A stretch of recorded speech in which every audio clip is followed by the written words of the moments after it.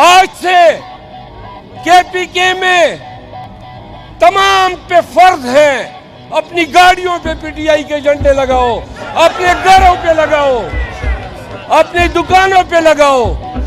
कोई आपके झंडे पे हाथ डाले तो गिरबान से पकड़ो। बस करो, काफी हमने सह लिया, मजीद नहीं सहेंगे।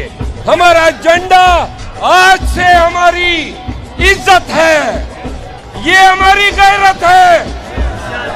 इस झंडे पे जो हाथ डालेगा उस हाथ को हम तोड़ देंगे। वादा है। दुकानों पे, चौराहों पे, गलियों में, बाजारों में ये झंडा लगाएंगे।